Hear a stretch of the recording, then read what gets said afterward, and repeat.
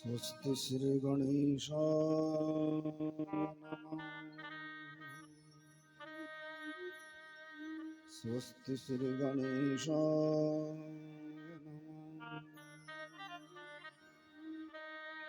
ओम स्वस्ति श्री गणेशाय नमः। वक्रतुंड महाकाय सूर्यकोटि समप्रभा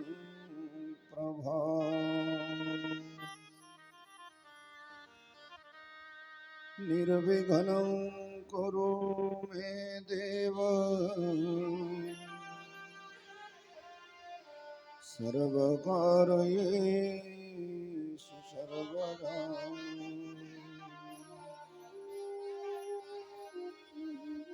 शङ्करं शङ्कराचार्यं केशवं बादरायणम्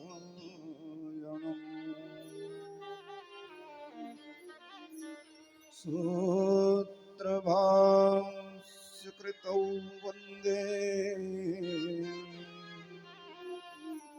भगवन्तौ पुनः पुनः।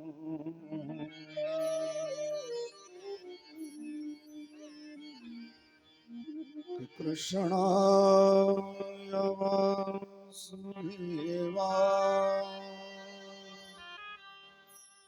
देवकी नन्दनाय च नन्दगोपकुमाराय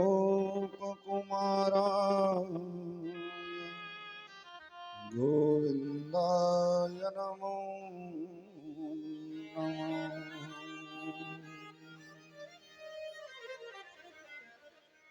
ध्येयं सदा परिभवघनमभीष्टदोहं तीर्थास्पदं शिवविरञ्चिन्युतं शरण्यं वरित्यारत्यहं प्रणतपाल भवधिभूतम् वन्दे महापुरुषते चरणारविन्दम्।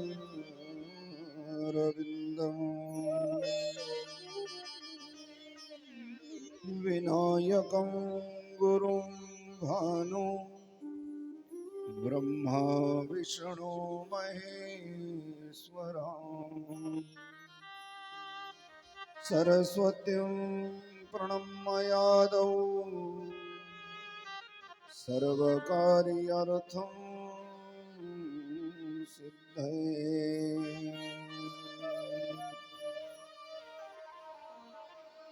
राधे राधे गोविंद गोविंद राधे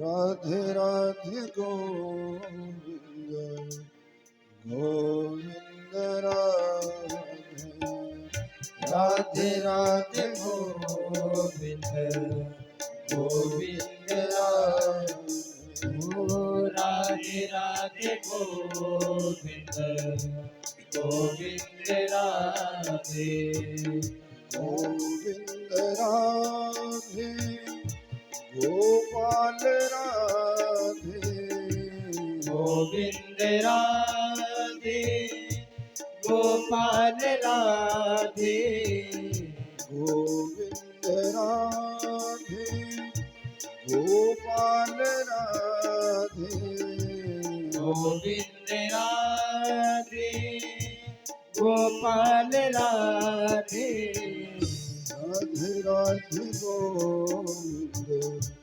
गोविंद राधे राधे राधे गोविंद गोविंद राधे राधे राधे गोविंद गोविंद राधे राधे राधे गोविंद गोविंद राधे गोविंद राधे गोपाल राधे गोविंद राधे गोपाल राधे गोविंद राधे गोपाल राधे गोविंद राधे गोपाल राधे राधे राधे गोविंद गोविंद राधे राधे राधे गोविंद गोविंद राधे राधे राधे गोविंद गोविंद राधे राधे राधे गोविंद गोविंद राधे राधे राधे गोविंद गोविंद राधे राधे राधे गोविंद गोविंद राधे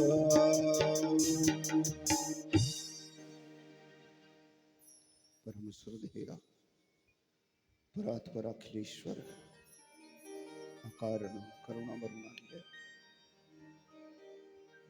भगतवांछा कल्पतरु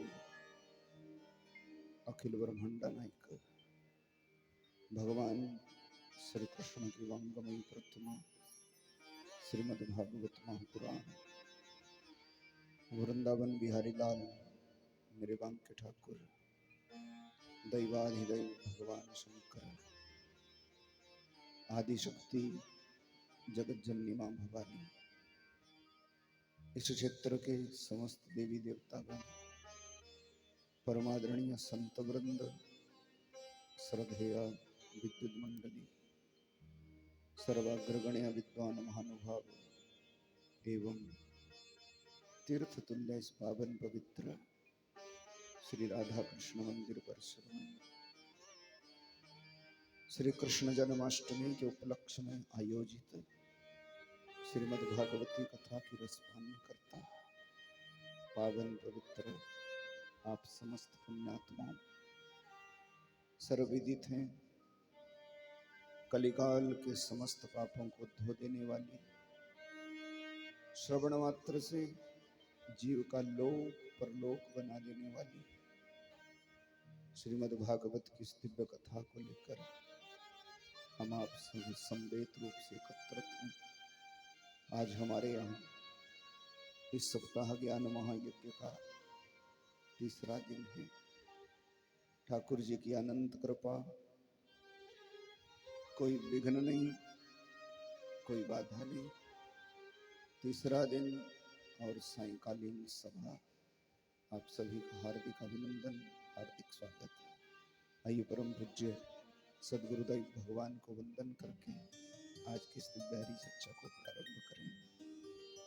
बोले सदगुरुदेव भगवान की जय, श्री वृंदावन बिहारी लाल की जय, भागवत भगवान की जय। सच्चिदानंद रूपा विश्वोत्पत्तया हेतवे तापत्रय विनाशाय श्री कृष्णाय वयं नमः। आप नासनी गंगा जी के किनारे बैठे बैठे कुरुवंश के महाराज परीक्षित हैं, जिनको संत का श्राप लगा है। आज से सातवें को आएगा तक्षक नाग और काट खाएगा उस दुष्ट को जिसने गुरु जी के गले में मरा हुआ सांप पहना दिया। बस मुक्ति का उपाय करते हुए गंगा जी के किनारे जा बैठे थे महाराज परीक्षित, और अनायास भगवान की कृपा कहीं से चलते चलते महामुनि सुखदेव आ गए। 6 मिनट से ज्यादा किसी भाग्यशाली को भी दिखते नहीं जो उन्हीं सुखदेव ने कहा, राजन तेरे पास 7 दिन हैं और मेरे पास भागवत है, 7 दिनों में सुनने पर बेड़ा पार कर देती है। फल क्या है? बोले कृष्ण प्राप्ति करूं साधन। ये भगवान की प्राप्ति का साधन है। किन भगवान का? जिनका माँ के गर्भ में दर्शन किया था, उनका दर्शन हो जाए तो फिर तो मेरा कल्याण निश्चित है। गुरु जी सुनाओ भागवत की कथा, सुनाओ कृष्ण कथा और कृष्ण दर्शन करा दो। कृष्ण दर्शन का वादा किया था, सुनाना प्रारंभ कर दिया। तरह तरह की कथाएं सुनाई। 3 दिन हो गए आज बैठे बैठे। सृष्टि का सुंदर वर्णन किया, अनेक राजा महाराजाओं की कथा सुनाई, भगवान के अवतारों की लीला सुना रहे। ब्रह्मा जी की कल्पना है ये संसार, मनु महाराज जी की औलाद हुई उत्तानपाद और प्रियव्रत, ध्रुवादि का व्याख्यान किया, अनेक इतिहास बताए। और फिर ये सृष्टि जैसे बनाई थी ब्रह्मा जी ने, इतिहास बताया, फिर भूगोल का वर्णन किया। कितनी लंबी चौड़ी सृष्टि कि 50 कोटि योजन विस्तरण भूमंडलम, 50 करोड़ योजन लंबा चौड़ा ये भूमंडल है। 14 भुवन है, 7 लोक नीचे के होते, 7 ऊपर के। राजन बड़भागी होते वो लोग जिनको भारतवर्ष में जन्म मिलता, क्योंकि ये भारतवर्ष कर्म भूमि है। और भारतवर्ष में जन्म लेकर के जो बुरा कर्म करता ना, उसको अगले जन्म में अमेरिका में पैदा होना पड़ता है। हम लोग कहते तो है ना कि बाहर के देश में कितना मजा है, कितना मजा है, पर आपको बताऊं वो भोग भूमियां हैं। अच्छा बुरा कर्म करने को भारतवर्ष ही है। भारत माता होती ना तो इंग्लैंड माता होती, ना अमेरिका माता होती, ना कोई रूस माता कहता, ना केनिया माता। माता होती तो भारत माता। प्रेम से बोलो ना, भारत माता की जय। सो महाराज क्यों भला? क्योंकि ये भूमंडल का वो हिस्सा है ब्रह्मांड का जो सबसे पहले दिखा ऊपर, जिसको जम्बूद्वीप बोलते। 14 लोग नीचे के होते, 14 ऊपर के। नीचे के लोग होते अत्तल, वित्तल, सुत्तल, तलातल, रसातल, महातल और पाताल। पाताल में उस विराट नारायण के पैर हैं, और ऊपर के लोग होते जहां हम रहते, ये भूलोक है। भूलोक से ऊपर भूलोक होता, फिर स्वलोक, फिर महलोक, फिर जनलोक, फिर तपलोक, और फिर सत्यलोक माने ब्रह्मलोक है। ब्रह्मलोक में भगवान का ये ब्रह्मरंध्र है। तो पाताल से लेकर के ब्रह्मलोक तक पूरे ब्रह्मांड में व्यापक है भगवान। ततो विराट जायत विराजो आदि पुरुष। ऐसे विराट नारायण भगवान पूरे ब्रह्मांड में व्यापक है। और बीचों बीच है ना ये भूमंडल, 7 द्वीप हैं जिसके 50 करोड़ योजन लंबी चौड़ी पृथ्वी, चारों ओर समुद्र है। बीच का जो हिस्सा है वो जम्बू द्वीप है, फिर समुद्र है, समुद्र से फिर चारों तरफ एक हिस्सा है वो पलक्ष द्वीप है, फिर चारों तरफ समुद्र है, फिर सालमली द्वीप है, फिर कुश द्वीप है, फिर क्रौंच द्वीप है, फिर साक द्वीप है और फिर पुष्कर द्वीप है।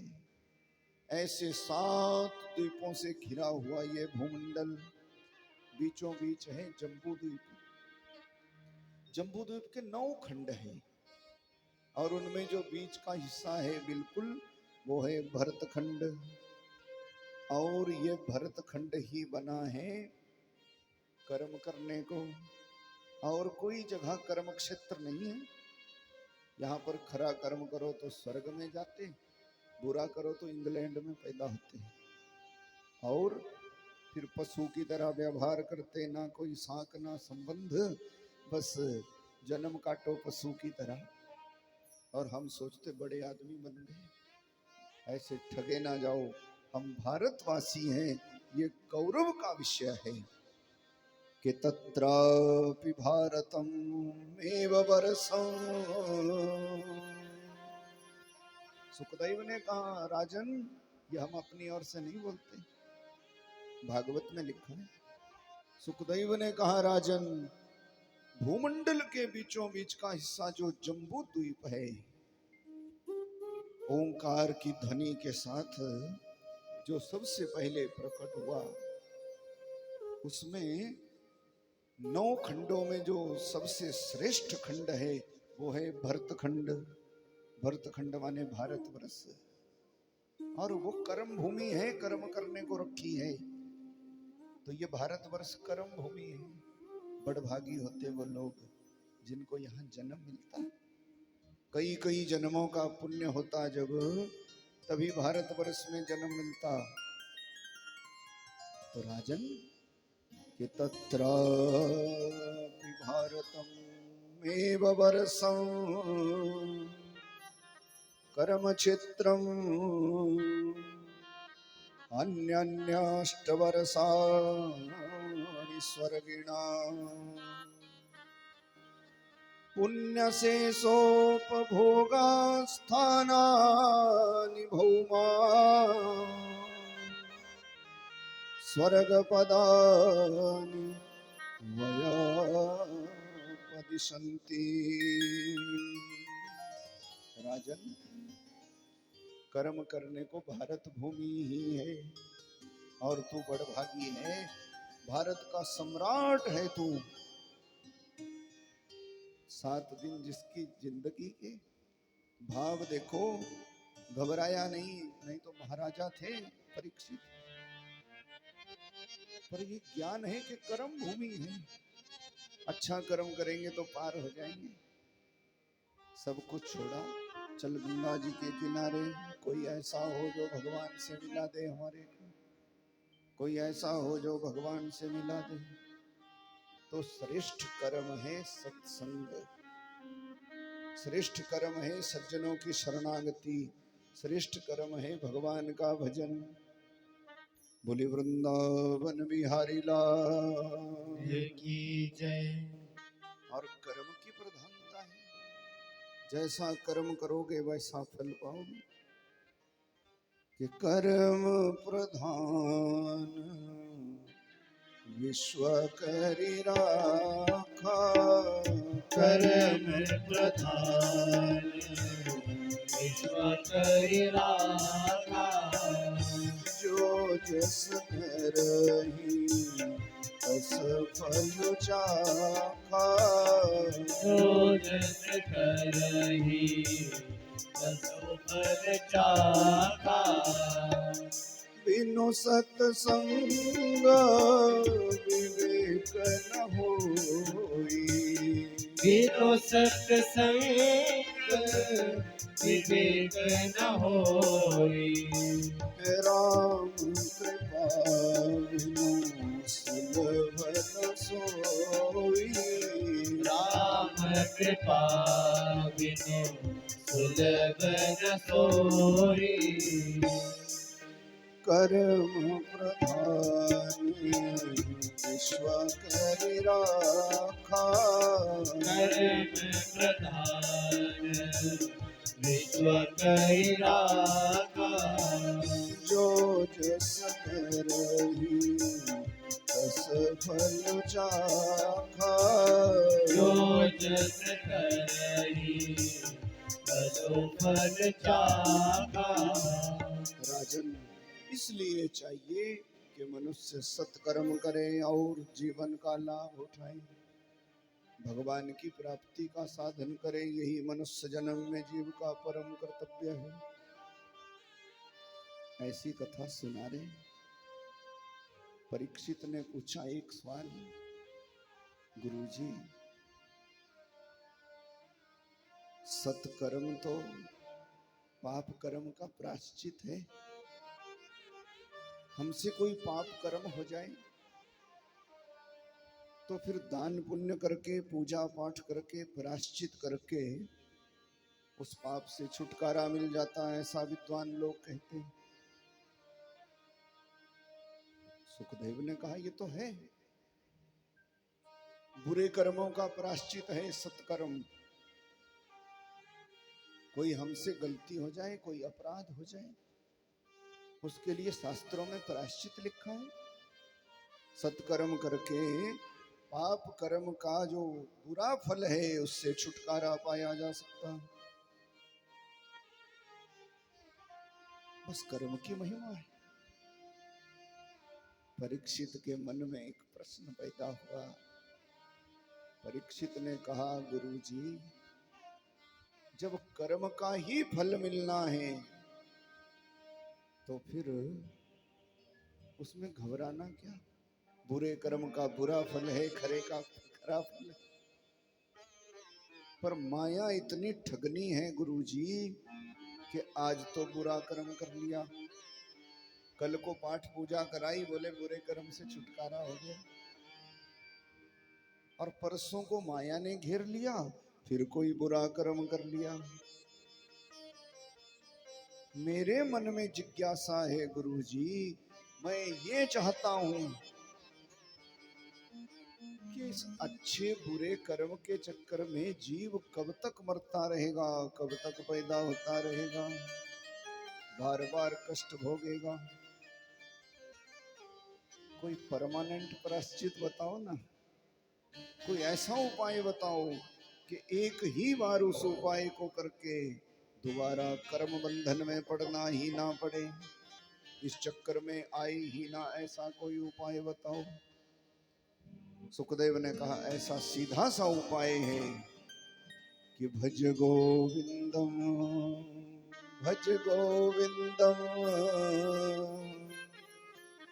भज गोविंदम मूढ़मते। ऐसा एक ही उपाय है, गोविंद की शरणागति निष्काम भाव से भगवान में जिसका मन लग जाए उसके सब पाप कर्म, उसके सब कर्म बंधन से मुक्ति मिलकर के वो भगवान का प्यारा हो जाता है। देखो कर्म का फल तो मिलेगा, बुरे का बुरा फल है, अच्छे का अच्छा फल है। तो कर्म करते जाओ, फल भोगते जाओ, पर निष्काम भाव से मनुष्य जन्म लेकर के जो परमात्मा की शरणागति कर लेता, मेरे को ना धन चाहिए, ना दौलत चाहिए, ना कुछ चाहिए, मैं केवल आपका हो जाना चाहता प्रभु, ऐसे भाव से जो भजन करता उसकी कर्म बंधन से मुक्ति हो जाती राजन। और भगवान के नाम में तो ऐसी ताकत है कि भगवान का नाम किसी से अनजाने में भी बोल दिया जाए, शुद्ध भाव से अनजाने से भी निकल जाए तो महापापी की भी मुक्ति हो जाती। परीक्षित ने कहा ऐसा कोई सबूत है कि अनजाने में भी जिसने भगवान का नाम लिया उसका कल्याण हो गया? तब तो सुखदेव ने कहा राजन एक इतिहास बताऊं तेरे को। भगवान का नाम अनजाने में भी किसी से निकल जाए उसका भी कल्याण हो जाता। कन्या कुब्जे द्विजा कश्चित दासी पतिर अजामिला नामना नष्ट सदाचारो दास्या संसर्ग दूषिता। सुनो, अनजाने में भी भगवान का नाम किसी से निकल जाए, इधर उधर का ध्यान ना रहे और भगवान में लग जाए टेक, चाहे डर के मारे लगे, चाहे किसी के सिखाने पर लगे, चाहे लगे कि अब मेरा कोई नहीं है, या फिर शुद्ध भाव से लग जाए, भगवान का लिया हुआ नाम कभी भी निष्फल नहीं जाता। कैसे भी ले लो भगवान का नाम। कि सांकेत्यम परिहास्यम वा स्तोभम हेलनम मेव वा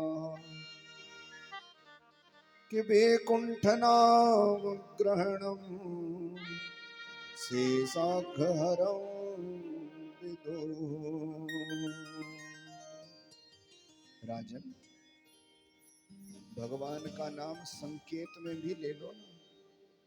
संकेत में कैसे? कि भगवान की मूर्ति है ना, भगवान की फोटो लगी पीछे को, अगर हम ऐसे भी कह दें कि वो सबका कल्याण कर देते हैं तो आपका ध्यान तो जाएगा भगवान की तरफ। ऐसे संकेत में भी भगवान का भजन हो जाए, संकेत में भी भगवान की याद आ जाए कि सांकेत्यम परिहास्यम वा, हंसी मजाक में भी। हंसी मजाक में कैसे? कभी कभी बोल देते ना, छोटा बच्चा टेढ़ी टांग करके खड़ा रहता, बोलते कैसा लग रहा जैसे कन्हैया है, मजाक करते।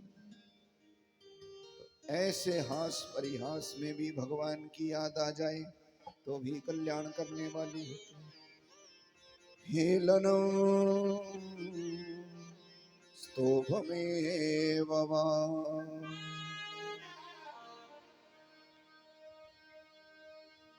पराधीनी में जब अपने से ना उठा जाए ना चला जाए और लेटे लेटे कहो कि हे भगवान, क्या ये सब की सब पीड़ा मेरे को ही रखी थी, ऐसे पराधीन होके पड़ जाए और भगवान को ना तानाबाजी करे, क्या मेरे को ही ये पीड़ा देनी थी प्रभु, क्या मेरे को ही ये कष्ट देना था राम जी। ऐसे पराधीने में तानाबाजी में भी भगवान का नाम निकल जाए ना तो भी खाली नहीं जाता, उसका भी फल मिलता है। भगवान का नाम कभी खाली नहीं। जिस किसी ने जैसे भी जपा ना कि गोप्य कामाद भयाद कंसो, कंस ने डर के मारे भजा तो कल्याण, गोपियों ने काम भाव से भजा तो कल्याण। यद्यपि गोपियों का काम पारमार्थिक काम है, उसमें शरीर की लीला लेस मात्र भी नहीं है, पर काम तो काम है, कामना तो भगवान को पाने की है। गोपांगनाओं ने काम भाव से भजा, शिशुपाल ने बैर करके भजा। जैसे कैसे भी भगवान को भजो, भगवान का नाम लो, कल्याण कर देने वाला है। परीक्षित को समझाने के लिए एक सुंदर इतिहास सुनाया कि कन्या कुब्जे द्विजा कश्चित दासी पतिर अजामिला। सुनो, कन्या कुब्ज देश में एक दासी का पति हुआ अजामिल, ब्राह्मण खानदान में पैदा हुआ था, वैश्यावृत्ति में आ गया, धर्म कर्म छूट गया, नशेड़ी हो गया और बुजुर्गों का नाम मिट्टी में मिला दिया, पूछो ही ना। वैश्या को घर में ले आया, पत्नी बना के रखा। पर ये वैश्या कभी कभी ना पूर्व जन्म के कर्मों के कारण हमारे से ऐसा कोई कर्म हो जाता, बाद में पश्चाताप होता। तो ये दासी जब ब्राह्मण के संग आ गई ब्याह करके, तो इसको लगा कि ये जीवन नरक बन जाएगा। वैश्यावृत्ति का त्याग किया, रोज करती भगवान का भजन। और महाराज अजामिल के तो भजन छूट गए, कुसंग में पड़ गया। ना भगवान को मानता, ना भगवान की कथा को, ना साधु संतों को, ना किसी धर्म स्थान को। बस खाए पिए नशे में धुत पड़ा रहे भाई। और चलते चलते 9 बेटा हो गए इसके घर में। रोज आता आधी रात को, पूरे गांव को दुखी करके रखा। संतों की महिमा होती निराली राजन। एक दिन की बात, एक संतों की मंडली आई थी चलते चलते, और इसके गेट के आगे भजन चालू कर दिया। ये वैसे ब्राह्मणी चली आई अंदर से और संतों को प्रणाम किया। संतों ने कहा, देवी ये तो किसी साधु का घर मालूम होता है, क्योंकि लोगों ने संतों के साथ मजाक किया।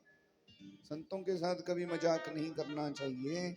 संत सताए तीनों जाए, तेज बल और बल से। पर लोगों ने क्या किया, संतों की मंडली आई थी ना, तो गांव के किनारे बैठ गए। पूछा, हमारे को आज की रात काटनी थी, किसी धर्मात्मा का, किसी पूजा पाठ वाले का घर है? तो 2-4 ऐसे लोग होते हैं। ये विडंबना है हमारे धर्म में कि हम शास्त्र का मजाक समझते, हम साधु संतों का मजाक करते, और ये नहीं जानते कि धर्म हमारी माँ है। धर्म को चोट पहुंचाओगे तो माँ को आघात करोगे। कुछ लोग ऐसे होते। तो लोगों ने क्या किया, बोले ये जो काले पीले कपड़े वाले बड़े आए ना, कोई बड़ी जटा वाले, किसी ने मुंड मुंडा रखा है, सारी होश ठीक आ जाएगी, सारी मस्ती निकल जाएगी, जरा भेजो अजामिल के घर में। पूछ तो रहे थे कोई ब्राह्मण है? तो लोगों ने कह दिया, हाँ हाँ, बड़ा धर्मात्मा ज्ञाता अजामिल नाम का ब्राह्मण है। अपनी तरफ से तो मजाक किया। सो महाराज संतों की मंडली चली गई और लगे कीर्तन करने अजामिल के गेट के आगे। ब्राह्मणी आई थी अंदर से, कहने लगी, महाराज ये लो अपनी दक्षिणा और यहाँ से चले जाओ, हमारा घर वाला बहुत खतरनाक है, ना भजन मानता, ना संतों को मानता। महात्माओं ने कहा, लोगों ने तो कहा ये बड़े धर्मात्मा पंडित जी का घर है। आंख में आंसू भर लिए, लोग हमारा मजाक उड़ाते महाराज, क्योंकि मेरा घर वाला धर्म कर्म से हीन है, ब्राह्मण खानदान में जन्म लिया। पर ये भाग है हमारे, आप चले जाओ, आपको बुरा भला बोलेगा। और साधु पुरुषों को बुरा भला बोलने वाले की जीभ कब बंद हो जाए पता नहीं लगता। इसीलिए कभी सज्जन की निंदा ना करो, यह हमेशा याद रखो। फूट फूट के रो पड़ी। महाराज बाबा जी को लगी दया, अपने सब चेलाओं से कहा, आज की रात यहाँ गेट पर ही काटेंगे, क्योंकि ये देवी बड़ी भाव में भरी लगती है। और वहीं पर बैठे बैठे महाराज लगे गोविंद गोविंद भजने। कोई कीर्तन करने लगा, आटा चावल दे दिया इस बेचारी ने, कोई प्रसाद तैयार करने लगा। जब तक आया अजामिल आधी रात को तुत हुआ नशे में, तब तक तो भंडारा लगा गेट के पास, कुछ बाबा जी बैठे श्रीमन नारायण नारायण नारायण गा रहे, कुछ भोजन बना रहे, कुछ गुरु जी की सेवा कर रहे। जब अजामिल आया, बुरा भला कहता कहता नशे में गिरता पड़ता, इतने महात्मा देखे द्वार पर आधी रात को, तो कहने लगा भाई ये क्या नाटक है, कहां से आए? संतों को कुछ बुरा भला कह दे, इससे पहले चली आई थी ब्राह्मणी, रहने दो ना, आपका क्या ले रहे। महात्मा ने कहा महाराज आपके घर का अन्न खा रहे, आपके लिए भजन करेंगे आज की रात। अजामिल ने कहा ये नाटक यहाँ ना करो, यहाँ से चुपचाप निकल जाओ। ये तो शुक्र है अभी तक अजामिल ने आपको कुछ नहीं कहा, अब अगर जरा भी जुबान निकली तो चुपचाप फिर पता नहीं आपका कमंडलू, आपका झोला, आपका दंड सब कुछ छीन लेंगे, इसलिए चुपचाप निकलो, निकल जाओ। पर महात्मा होते दयालु, बाबा जी ने कहा आपके घर का अन्न खाया है बेटा, अब दक्षिणा भी देनी पड़ेगी हमारे को, दक्षिणा दो। अजामिल ने कहा तो मानते ही नहीं, फिर जरा दक्षिणा दे ही देते। संत लोग घबराए नहीं, संतों ने कहा दक्षिणा तो जरूर लेना है बेटा। जब बुरा भला कहने लगा तब रोक लिया इस घरवाली ने, ये तो मारने को हो गया, संतों को मार डालूंगा, सब कुछ छीन लूंगा, इनका छत्र कमंडलू दंड और कपड़ा वपड़ा फाड़ करके भेजूंगा, दक्षिणा पूरी निकल जाएगी, आज पता लग जाएगा। नशे में तुत हुआ। गुरुजी ने उस ब्राह्मणी से कहा बेटी तेरे घर का अनाज खाया है, कर्म बंधन में दुनिया भटक रही, पर कर्म बंधन से मुक्ति के लिए केवल हरि नाम है। बोले बाबा जी हरि नाम तो मेरा घर वाला जपेगा नहीं। तो बेटी हमने तेरे घर का अन्न खाया, एक दक्षिणा दे दे। क्या दक्षिणा? बोले तेरे गर्भ में जो 10वां पुत्र आने वाला है, पुत्र होगा, आशीर्वाद देते, तो इतनी कृपा करना, हमारी दक्षिणा इतनी ही होगी, अपने बेटा का नाम नारायण रखना। बोली नारायण भगवान की जय। ब्राह्मणी ने कहा ठीक है। महात्मा लोग चले गए और 10वां पुत्र हुआ इसके घर में, बेटा का नाम नारायण रखा महाराज, सबसे छोटा था।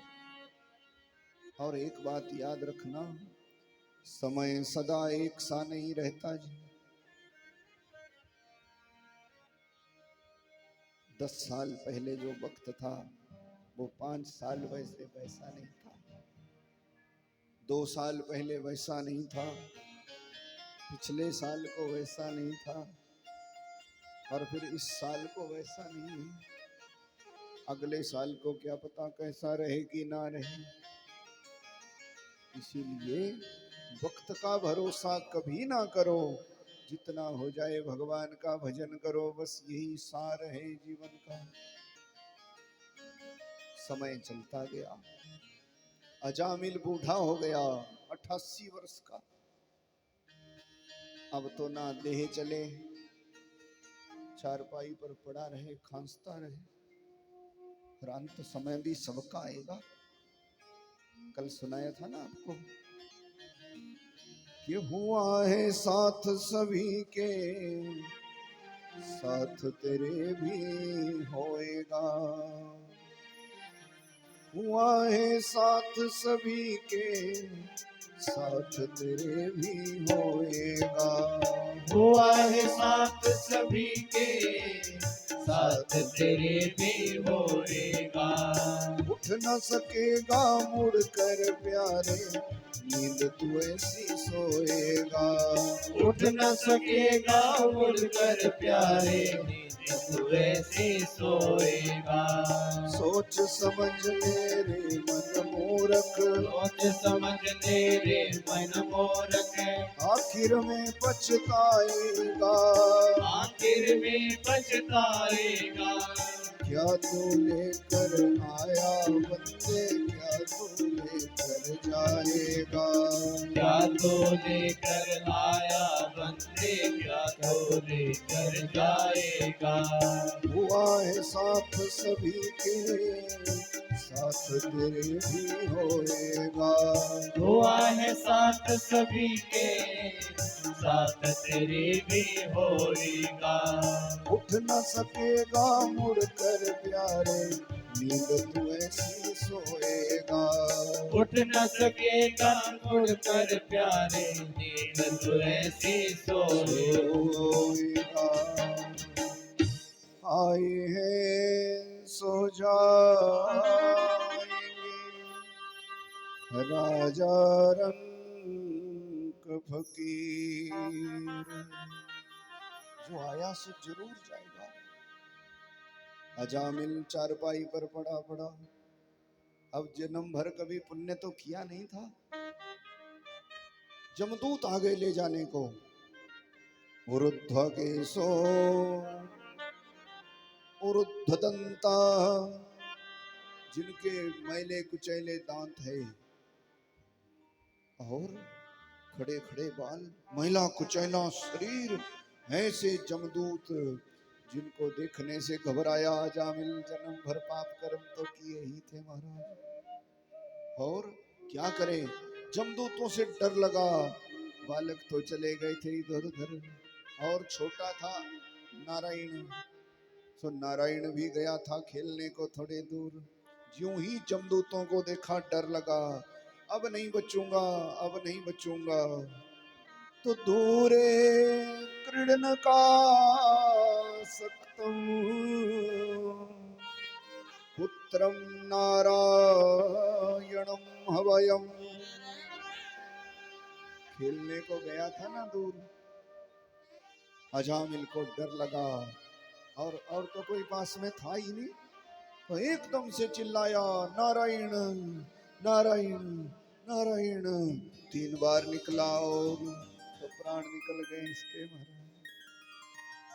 यो अंत काले समरे तमाम, गीता में भगवान कहते हैं अर्जुन, अंत काल में जो मेरा स्मरण करता वो ज्ञानी भक्त मेरे को प्राप्त होता है। ऐसी संतों ने तरकीब बनाई, छोटे बेटा का नाम नारायण रखना।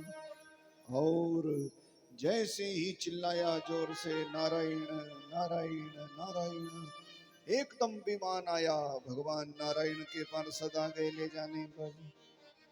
एक तरफ को जमदूत, दूसरी तरफ को नारायण के पार्षद, दोनों में झगड़ा होने लगा। जमदूतों ने कहा ये महादुराचारी है, पापी है, जिंदगी भर कुछ पुण्य नहीं किया। उधर भगवान के गणदूत कहने लगे ये तो महान धर्मात्मा है, क्योंकि इसने अंतकाल में हमारे प्रभु का स्मरण किया है। 3 बार नारायण नारायण बोल करके देह त्यागी है, इसको बैकुंठ ले जाएंगे, बैकुंठ ले जाएंगे। सो महाराज अंत में ये फैसला हुआ कि भगवान का नाम पराधीनी में, संकेत में, हंसी मजाक में कैसे भी जपो, भगवान के नाम का फल कभी खाली नहीं जाता, परमात्मा का नाम निष्फल नहीं जाता। सो महाराज अजामिल को इसी नारायण के नाम के बल वैकुंठ की प्राप्ति हुई। बोले कृष्ण भगवान की जय। सुखदेव ने कहा राजन, कर्म बंधन से मुक्ति का पक्का प्रायश्चित है भगवान का स्मरण, नारायण का नाम, गोविंद का स्मरण। राम जपल जिंदड़ी है नी,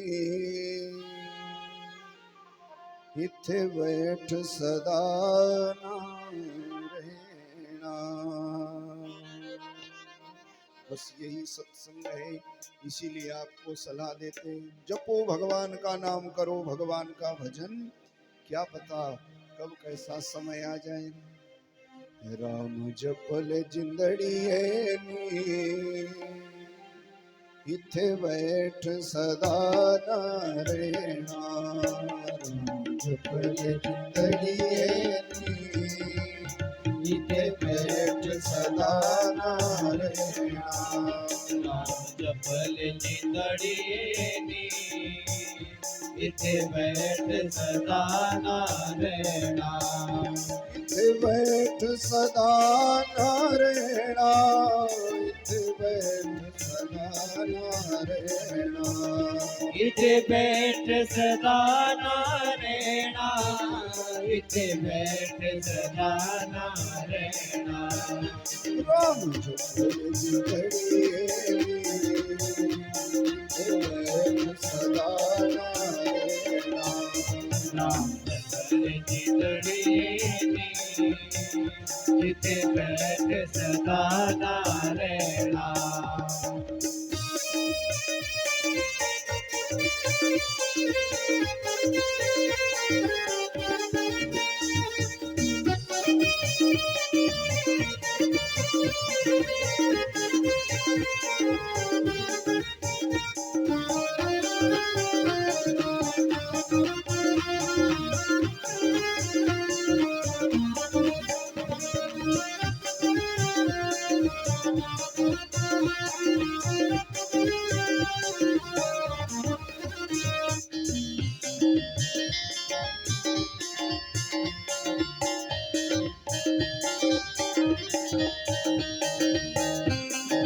बाप न कोई माई, ना बहन न कोई भाई।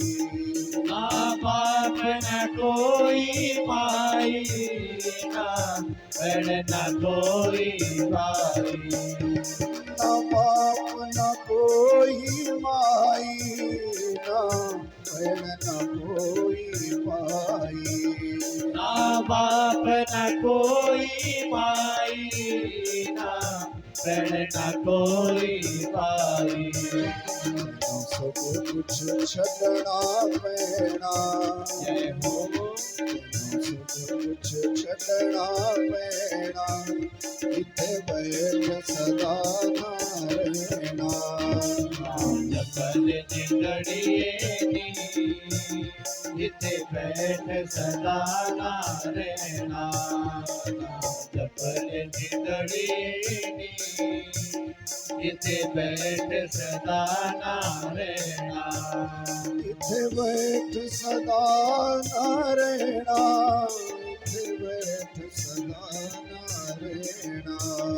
इथे बैठ सदा ना रहना, इथे बैठ सदा ना रहना।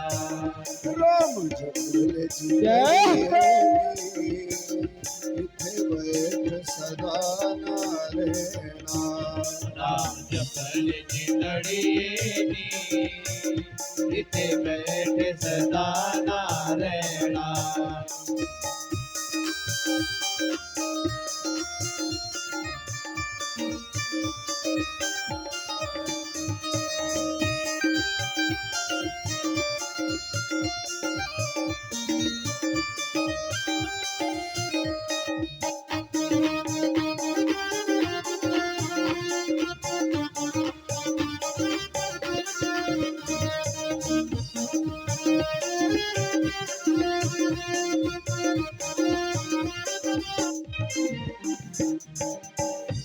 जत काल में पाणा केरा, बस बिना चलना तेरा।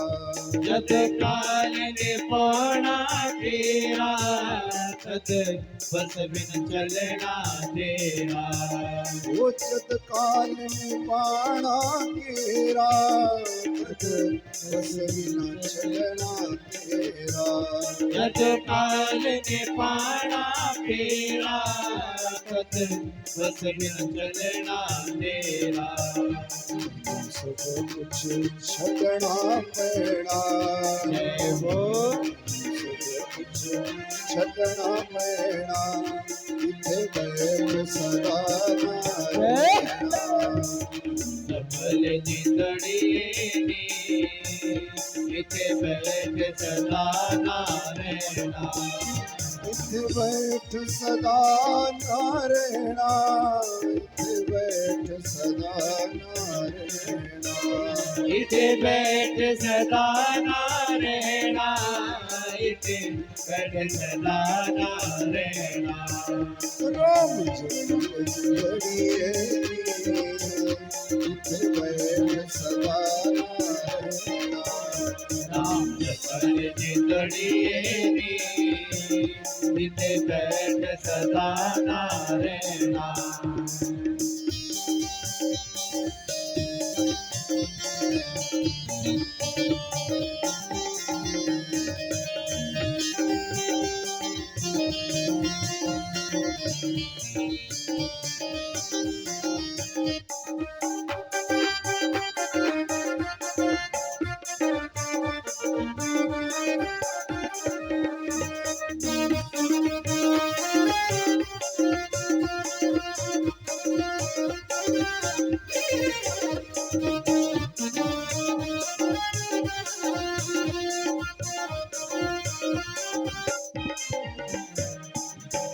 वजद पौण जमा दे कंडे तद औणी अकल तनो बंदे जद पौण यमा दे गंडे तद आया गलत नो बंदे जद पौण जमा दे कंडे तद औणी अकल तनो बंदे जद पौण यमा दे गंडे तद आया गलत नो बंदे सब कुछ छडना पैना सब कुछ छडना पैना इथे बैठ सदा ना जय हो रहना सकल जिंदड़ी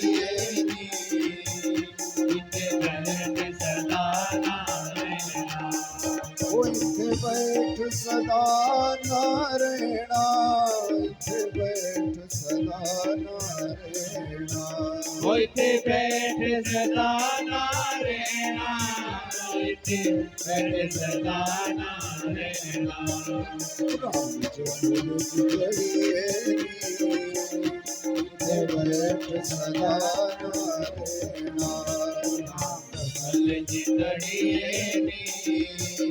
इथे बैठ सदा ना रहना इथे बैठ सदा ना रहना होइते बैठ सदा ना रहना इथे बैठ सदा ना रहना होइते बैठ सदा ना रहना होइते बैठ सदा ना रहना वृंदावन बिहारी लाल की जय तो भगवान का भजन कर्म बंधन से मुक्ति का एक उपाय है और सर्वोपरि उपाय परमानेंट प्रायश्चित है। तो भगवान का भजन करने से महापापी अजामिल को भी, इसको तो अनजाने में नारायण का नाम ले लिया, वैकुंठ की प्राप्ति हुई। राजन, भगवान का नाम ही जीव का परम कर्तव्य है मनुष्य जन्म लेकर के। तो मनुष्य को चाहिए वो भगवान का भजन करे। संसार प्रभु की रचना है। वही प्रजापति दक्ष प्रचेताओं के पुत्र बने। संजोग ऐसा हुआ यहाँ भी इनका नाम दक्ष ही है। महाराज, पहले इनके 16 कन्या थी, इस जन्म में 60 कन्या हुई और 60 कन्याओं का ब्याह कर दिया कि ददो 10 धर्मा त्रयोदश कश्यपो अददात सप्तविंशति सोमाय चतस्रो अरिष्टनेमिने द्वै चैव भृगुपुत्रा द्वै चाङ्गिरसे तथा द्वै चैव कृशाश्वा विदुषे तथा। तो महाराज दक्ष की जो 60 कन्या है उसमें से 27 दे दी चंद्रमा को, 13 दे दी कश्यप को, 10 दे दी धर्म को, 4 दे दी अरिष्टनेमी को, 4 दे दी अंगिरस को और 2 दे दी भृगुपुत्रों को। ऐसे 60 कन्याओं का ब्याह कर दिया। इनमें जो 13 कन्या कश्यप को दी, कश्यप ऋषि की 13 पत्नियां हैं। अदितिर धनुर्जा अदिति दिति दनु जाया कदरु सुरसा सीका खसा बिनता कदरु आदि आदि। ऐसे 13 पत्नियां जो कश्यप ऋषि की हैं, उन्होंने अलग अलग संतान पैदा की। अलग अलग भाव है सभी के। अदिति के पुत्र देवता हुए, दीति के दैत्य हुए और बिनता ने उड़ने वाले जीव पैदा किए। इसका बड़ा बेटा गरुड़ है जो भगवान का वाहन है। कतरु ने जहरीले सांप पैदा किए, ये सुरसा नागों की माता हुई। महाराज जैसा जैसा जिस माँ का स्वभाव था वैसे वैसी ही संतान हो गई। सो इनकी संतानों से संसार भर गया। कश्यपी सृष्टि बोलते इसको। कश्यप ऋषि की 13 पत्नियों से राक्षस भी हुए, देवता भी हुए, संसार भर गया। तो हम कश्यप ऋषि की संतान हैं। कश्यपी सृष्टि कही जाती है। ये कश्यप बड़े तपोनिष्ठ महात्मा थे और कश्यप की कर्मभूमि, कश्यप की तपोस्थली कश्मीर है। आज का जो कश्मीर है ना, वो कश्यप बाबा की तपोस्थली है। लो बोलो फिर उस पर विवाद करते। वो संतों की भूमि है। बोले नारायण भगवान की जय। वो साधुओं की है, संतों की है। भारतवर्ष संतों का है, ये संतों का राष्ट्र है। तो महाराज ये कश्यप बाबा की तपोस्थली, विवाद का विषय नहीं।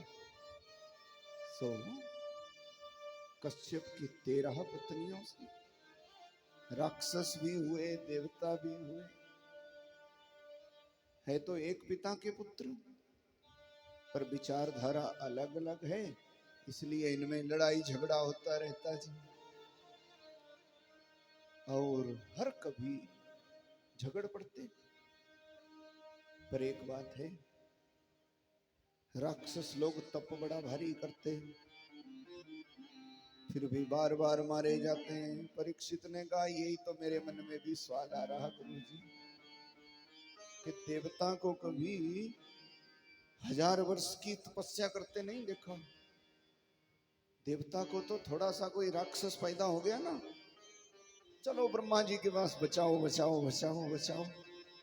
ब्रह्मा जी से काम नहीं हुआ, विष्णु के पास चलो, हरि शरणम हरि शरणम हरि शरणम, बचा दो। छाती तान के लड़ता हो तो राक्षस ही होता भाई। इतनी साधनाएं करते राक्षस लोग, वरदान भी इतने पाते। परीक्षित ने पूछा तो मेरा सवाल ये है गुरुजी, इतना तप करते, इतना वरदान लेते और देवताओं से बलवान होते राक्षस, फिर भी मारे क्यों जाते राक्षस? फिर भी मरते राक्षस ही हैं। देवता को तो आज तक मरते नहीं देखा। तप भी करते, वरदान भी पाते, और मरते फिर भी राक्षस ही हैं, बोलो भला क्यों? सुखदेव ने कहा राजन, कारण केवल एक ही है। हमारे पास धन भी है, बल भी है, तप भी है, सामर्थ्य भी है, पर सत्संग नहीं है। क्यों? सत्संग हमारे को क्या सिखाता? सत्संग सिखाता कि धन का प्रयोग कहाँ करना चाहिए, सत्संग सिखाता कि बल कहाँ लगाना चाहिए। अब आप बलवान हैं, बलबूता आप में बड़ा भारी है, जाओ किसी की दीवार गिराने लग जाओ, तो ये अच्छा काम थोड़े ही है, फिर थपड़े जाओगे, मार खाओगे। तो बलवान है, बिना सत्संग के सीखते नहीं राक्षस कि बल का प्रयोग कहाँ करना, गलत जगह में उलझ जाते ना, इसीलिए मारे जाते। धन का प्रयोग कहाँ करना ये पता नहीं लगता सत्संग के बिना। वरदान बड़े भारी है, पर वरदान का प्रयोग कहाँ करना है ये नहीं जानते और उल्टा काम कर बैठते, इसीलिए मारे जाते हैं। बुरा कर्म कर बैठते तो कर्म गति सुधर जाए, इसीलिए सत्संग है राजन। देवताओं के पास सत्संग है और राक्षसों के पास सब कुछ है, पर सत्संग नहीं है, इसीलिए मारे जाते हैं। परीक्षित ने पूछा तो राक्षस और देवता, देखो इनका झगड़ा तो कभी नहीं जाएगा गुरुजी, और झगड़ा नहीं जाएगा तो तनाव बना रहेगा समाज में। अगला राक्षस पैदा हुआ ही और झगड़ा पड़ा ही,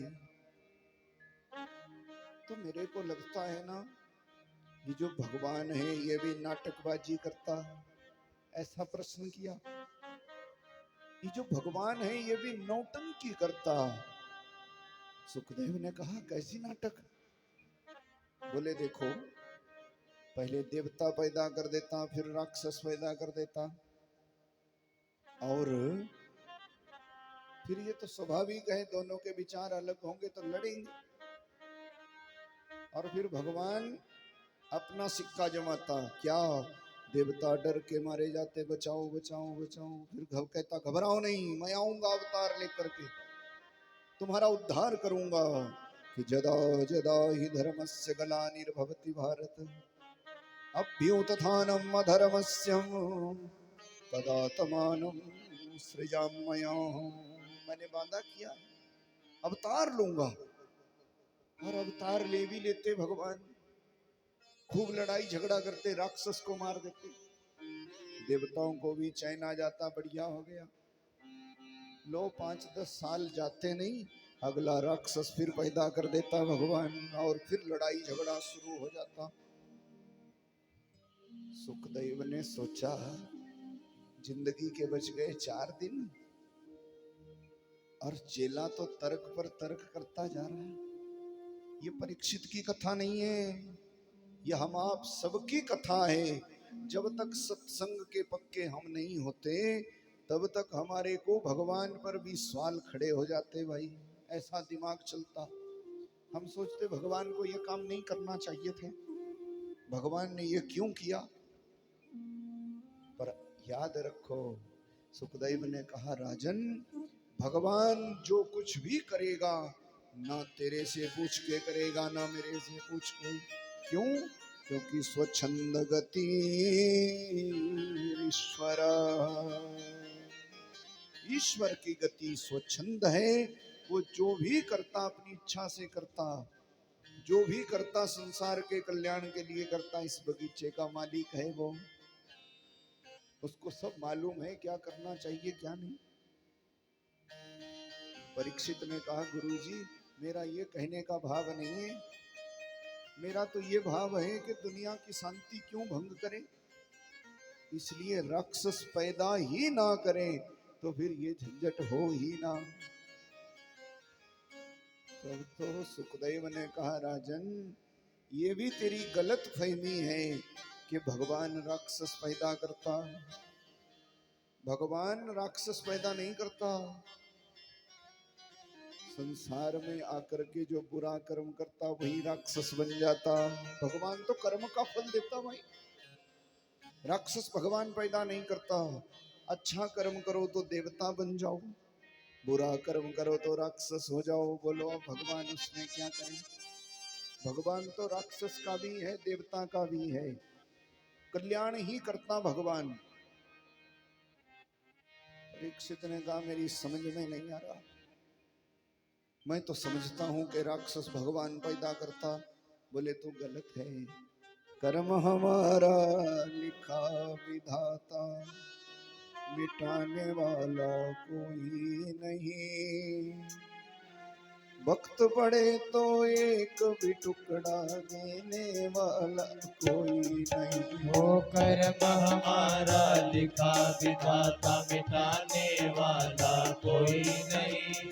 वक्त पड़े तो एक भी टुकड़ा देने वाला कोई नहीं। वो कर्म हमारा लिखा विधाता, मिटाने वाला कोई नहीं। वक्त पड़े तो एक भी टुकड़ा देने वाला कोई नहीं। हरे रामा हरे रामा राम राम हरे हरे। हरे रामा हरे रामा राम राम हरे हरे। हरे कृष्णा कृष्ण कृष्ण हरे हरे। हरे कृष्णा कृष्ण कृष्ण हरे हरे।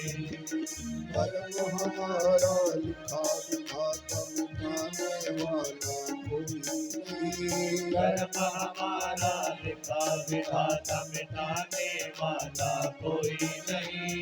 वक्त पड़े तो एक भी टुकड़ा देने वाला कोई नहीं। वक्त पड़े तो एक भी टुकड़ा देने वाला कोई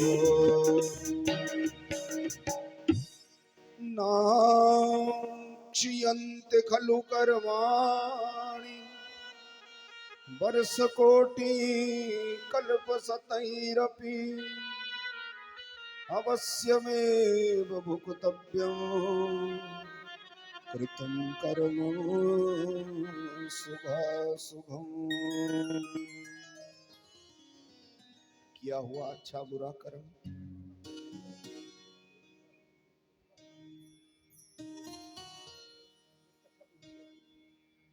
बोले वृंदावन बिहारी लाल की जय। सुन, किया हुआ अच्छा बुरा कर्म उसका फल क्षय नहीं होता। अच्छा कर्म करो तो अच्छा फल मिलता ही मिलता, चाहे 2 जन्म के बाद मिले चाहे 4 जन्म के बाद। बुरा कर्म करो, बुरे कर्म का बुरा फल जरूर मिलता, चाहे वो 10 जन्म के बाद मिले चाहे 50 जन्म के बाद। अवश्यमेव भुक्तव्यम कृतं कर्मं शुभाशुभम्। तो क्या मतलब, राक्षस भगवान पैदा नहीं करता? बोले ना ना, ये तो हमारे कर्मों से हो जाता है।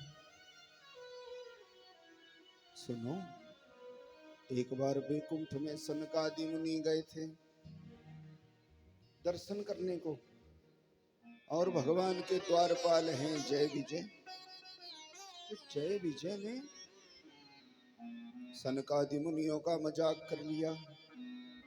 देखो भगवान के द्वारपाल 4-4 साल के दिखते सनकादि मुनि, भगवान के द्वारपालों ने कहा इतने छोटे बच्चे, क्या जरूरत पड़ गई बाबा जी बनने की?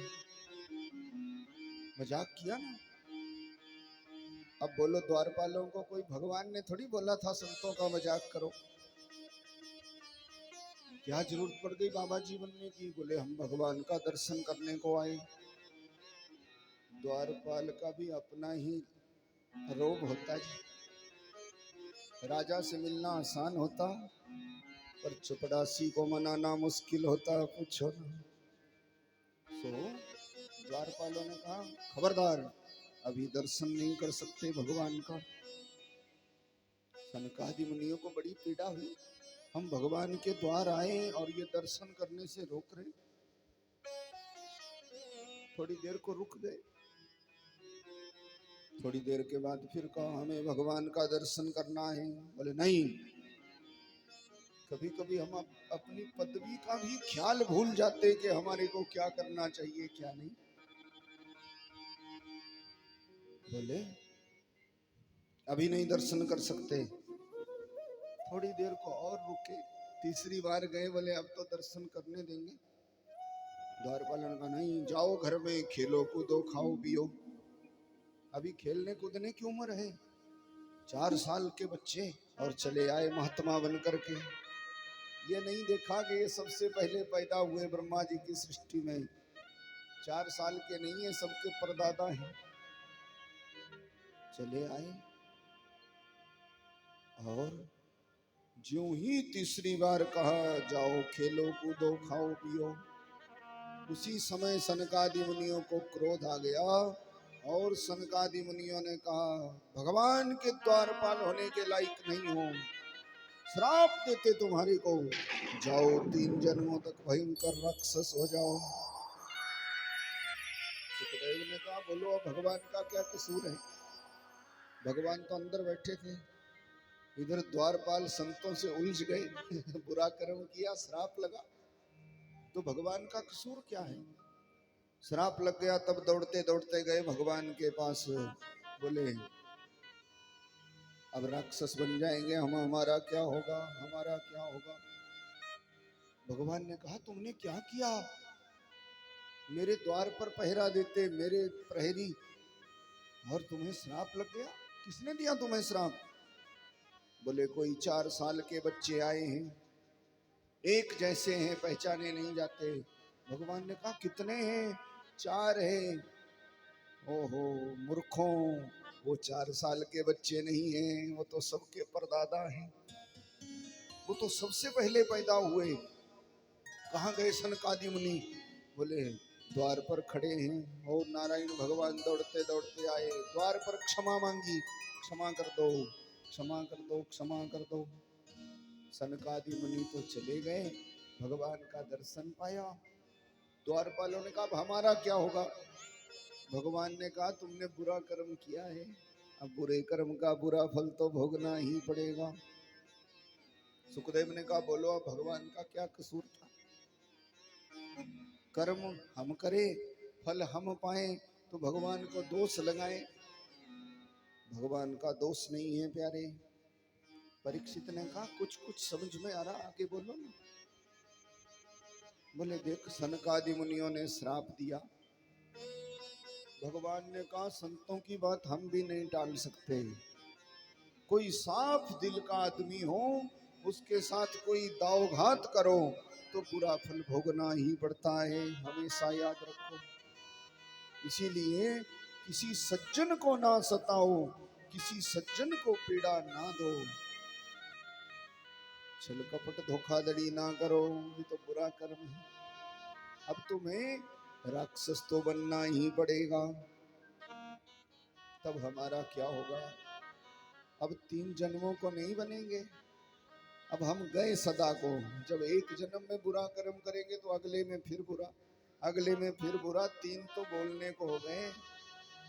अब हम कभी स्वर्ग में नहीं आएंगे। भगवान ने कहा ना ना, हम राक्षस बन जाएंगे। भगवान ने कहा जरूर बनोगे, छोटा मोटा राक्षस नहीं, महाभयंकर दुराचारी राक्षस बनोगे। तब तो कांपने लगे जय विजय। भगवान से कहने लगे प्रभु सनकादि मुनियों ने तो राक्षस बनने को कहा था, आपने महाभयंकर दुराचारी राक्षस बनने को कह दिया, ये तो बड़ा बुरा किया। सुखदेव ने समझाया भगवान बुरा नहीं करते। भगवान ने कहा अगर छोटा मोटा राक्षस बनोगे तो दुनिया को इतना सरल मत मानो, ये दुनिया बड़ी भारी खतरनाक है। छोटा मोटा राक्षस बनोगे ना, छोटा मोटा उपद्रव करोगे तो हर कोई थपड़ेगा गली पिछवाड़े में, और संसार के हाथ से मरोगे तो जा नरक में, संसार के हाथ से मरोगे जा नरक में, बार बार नरक में जाओगे, बार बार राक्षस बनोगे, बार बार नरक में, तो तुम भयंकर दुराचारी राक्षस बनोगे, मेरे हो ना। इसीलिए किसी के मारे नहीं मरोगे संसार में, और तुम्हें मारने मेरे को स्वयं आना पड़ेगा। मेरे हाथ से मरोगे, 3 जन्मों में तुम्हारा उद्धार हो जाएगा। बोले कृष्ण भगवान की जय। और महाराज उनको बना दिया भयंकर दुराचारी राक्षस। अब कसूर क्या था? भगवान का कसूर थोड़ी। भगवान ने तो सहायता की, राक्षस बनोगे तुम्हारा बेड़ा पार कर दूंगा। महाराज चलते चलते पहले जन्म में यही दीति माता की बुद्धि बिगड़ी, जो दूसरी पत्नी थी कश्यप बाबा की, और दीति माता के गर्भ से दोनों जय विजय पैदा हुए, हिरण्याक्ष और हिरण्यकश्यपु के रूप में। हिरण्याक्ष पृथ्वी को दबाने लगा जल के बीच में, बराह भगवान ने मार डाला इसको। हिरण्यकश्यपु बड़ा भारी दुराचारी हुआ। हिरण्यकश्यपु कितनी पीड़ा देता संसार को। देवी देवता डरे थे। भगवान ने कहा घबराओ नहीं, ये मेरा द्वारपाल है, और जब भगत को पीड़ा देगा, एक बात और सुनना, हमारे को मारने वाला चाहे दुनिया में कोई भी ना होना, पर भगत को अगर सता लिया, किसी भगवान के बंदे को दुख दिया, तो कभी भी चैन से नहीं रहोगे, पीड़ा ही पीड़ा पाओगे। इसीलिए हमेशा याद रखो, कभी भी हमसे किसी का अपराध ना हो जाए। प्रहलाद को दुख दिया था, 3 बेटा पहले थे, अहलाद, अनुहलाद, संलाद, सबने सुनी कथा। चौथा प्रहलाद हुआ, और प्रहलाद को जब पीड़ा दी, ये भगवान का अनन्य भगत था जी।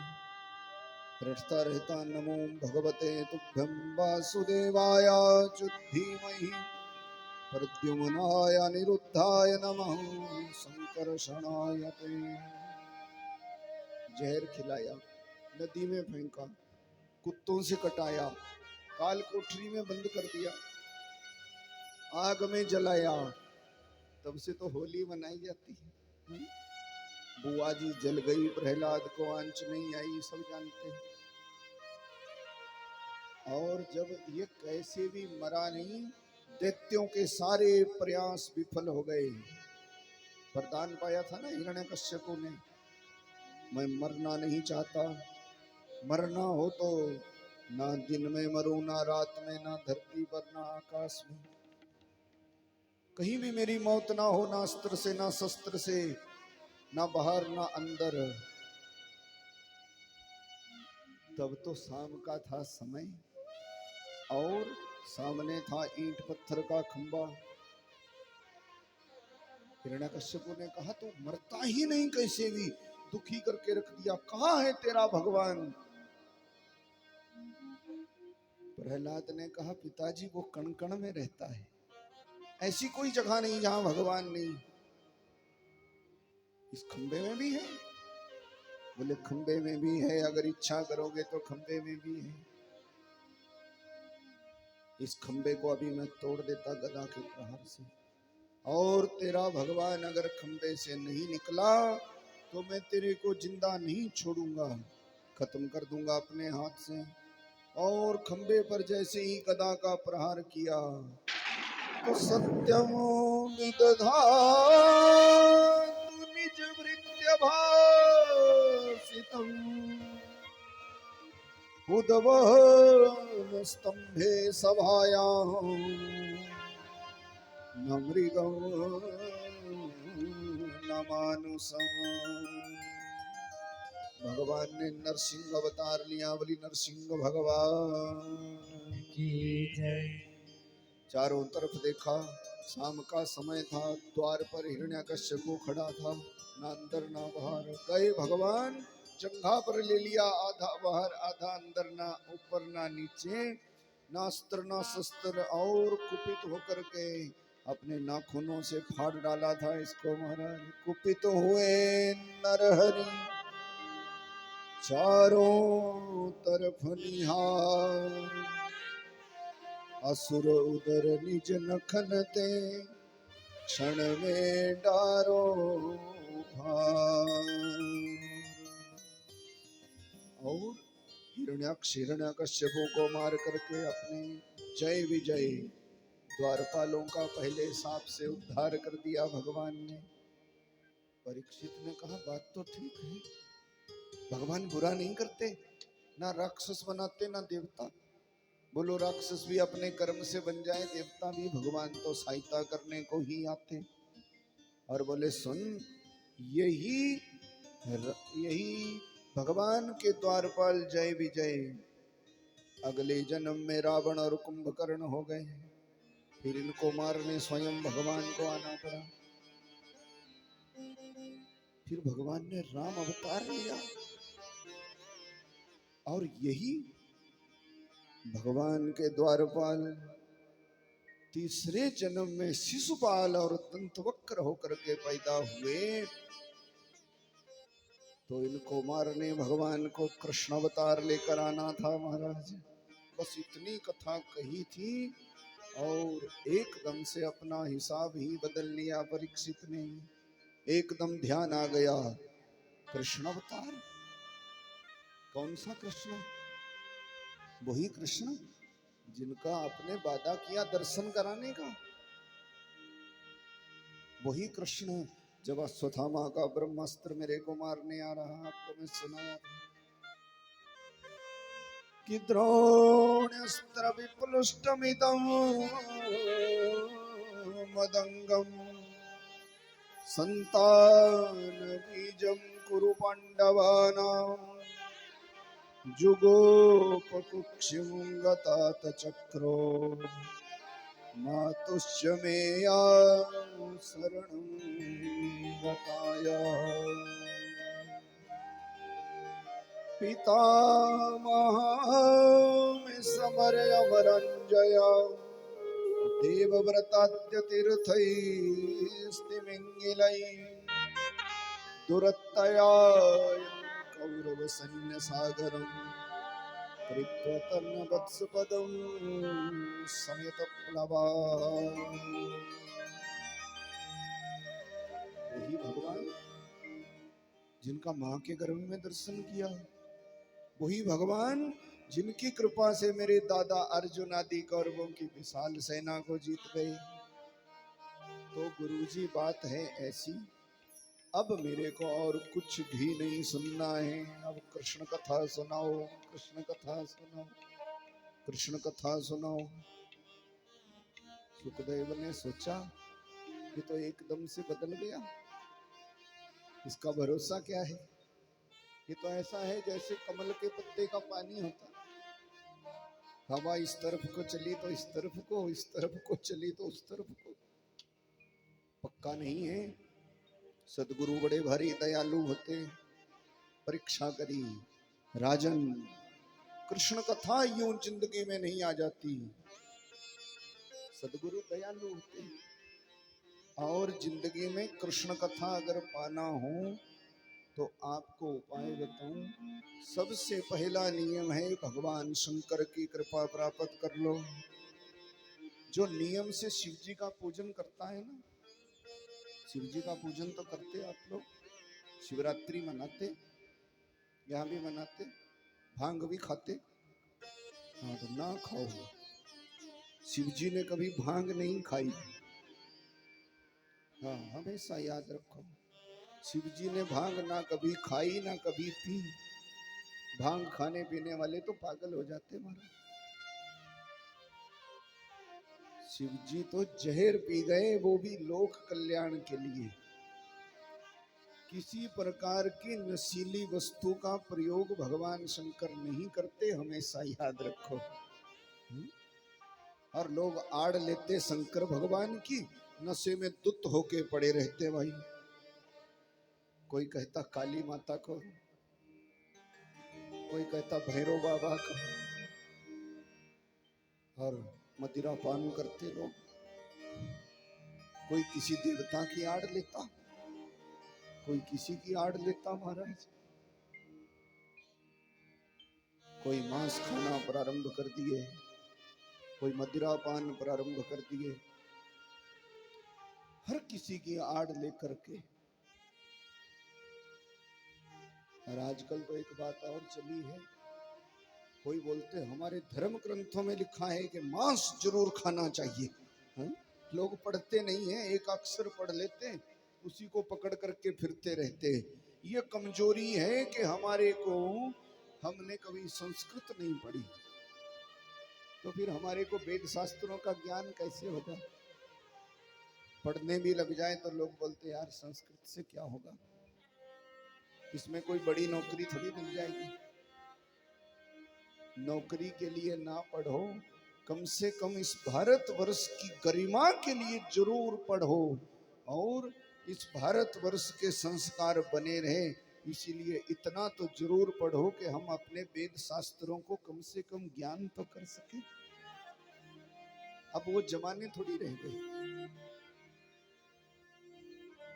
हर कोई अपने धर्म के प्रति सजग है, और हम वैदिक सनातनी परंपरा के जो हिंदू लोग हैं वो ही सो रहे हैं। पूछो ना, एक दिन कोई कह रहा था कि कुंभकर्ण के बाद अगर कोई सोया है तो हिंदू सोया है। बोले नारायण भगवान की जय। हाँ, पहले तो कुंभकर्ण सोता था, उसके बाद सोया तो वैदिक सनातनी परंपरा का आदमी सो गया। इसलिए सो ना जाओ, सोचो विचारो। हमारे को यथार्थ ज्ञान नहीं है अपने ग्रंथों का, इसीलिए तो कोई बोल रहा मनु महाराज कह गए मांस खाना चाहिए, कोई कह गया मदिरा पान करना चाहिए, कोई कह रहा रामायण में अच्छा नहीं लिखा है जला दो, और हमारे ही लोग हैं सो बोल रहे ना ना ठीक किया है, ठीक किया, बढ़िया। रामायण भगवान राम का स्वरूप है, उसका मर्म समझना चाहिए, और हम बैठे के धर्म ग्रंथों को जलाने लग गए, सर्वनाश हो जाएगा। याद रखो, हम तो सोच रहे हैं कि हमारा कल्याण होगा, धर्म की अवहेलना करके कभी हमारा कल्याण नहीं होगा। स्वधर्मे निधनो श्रेयम पर धर्मो भयावह। हर किसी की बात सुन करके अपने धर्म का, अपने सनातन का मजाक बनाने पर कभी भी हमारा कल्याण नहीं होगा। इसीलिए हमेशा याद रखो, कथा तो 4 दिन की है, पर 2-4 बात मन में बिठा लो, पक्का कर लो, अपने ग्रंथों को समझो, अपने सनातन को जानो। बस यही आज के समय की मांग है, और यहाँ वहाँ ना ठगे जाओ। ओ बिना प्रभु तो किसी दे नालों प्यार ना करी मना याद रखी। ओ बिना प्रभु तो किसी दे नालों प्यार ना करी मना याद रखी। बिना प्रभु तो किसी दे नालों प्यार ना करी मना याद रखी। ओ बिना प्रभु तो किसी दे नालों प्यार ना करी मना याद रखी। बिना प्रभु तो किसी दे नालों प्यार ना करी मना याद रखी। सुना छड़ के तो मिट्टी का व्यापार ना करी मना याद रखी। सोना छड़ के तो मिट्टी का व्यापार ना करी मना याद रखी। सोना छड़ के तो मिट्टी का व्यापार ना करी मना याद रखी। सोना छड़ के तो मिट्टी का व्यापार ना करी मना याद रखी।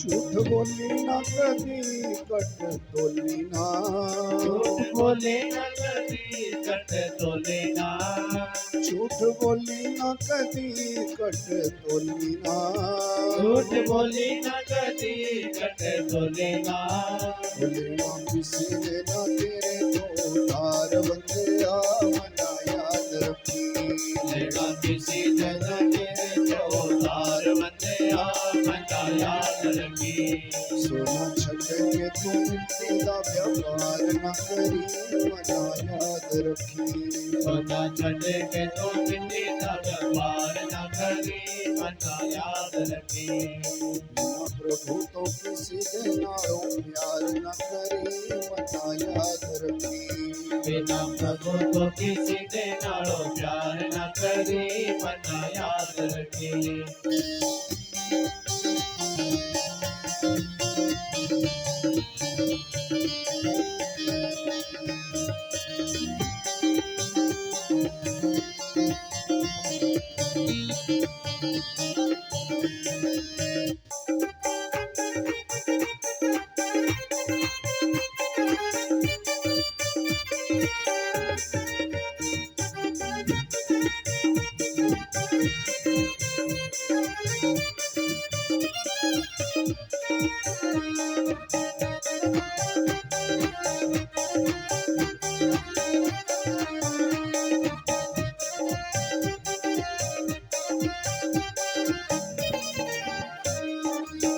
ओ तेरे पापा नो किसी ने कजना, तेरे पापा नो किसी ने नी कजड़ा, तेरे पापा नो किसी ने कजना, तेरे पापा नो किसी ने नी कजड़ा, तेनो पल विच लोकां ने भुलाना सजना मना याद रखी, तेनो पल विच लोकां ने बोलाना सजना मना याद रखी, तुझे किसी दे नालो प्यार न करी मना याद रखी, सोना छट के तो मिट्टी दा व्यापार न करी मना याद रखी, सोना छड़ के तो मिट्टी का व्यापार न करी मना याद रखी,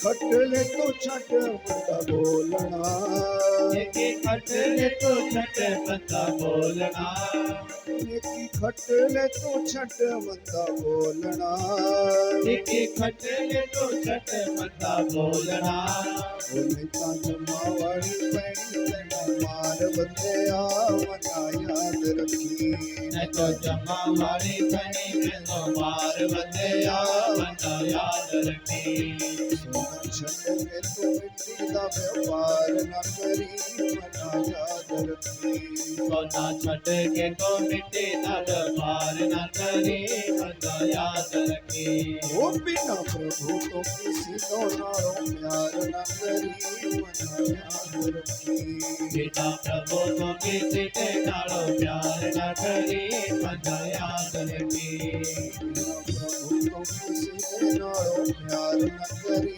मना याद रखी, बिना प्रभु तो किसी ते नालो प्यार न करी मना याद रखी, बोलिए वृंदावन बिहारी लाल की जय। सो महाराज जीव का परम कर्तव्य है भगवान का भजन करना, और कृष्ण कथा यूं नहीं मिल जाती। मैं सुना रहा था शिव जी की कृपा जब तक जिंदगी में नहीं पाई तब तक राम जी की कृपा नहीं होती। रामायण की कथा तो सुनी है ना आपने। जागवलिक मुनि ने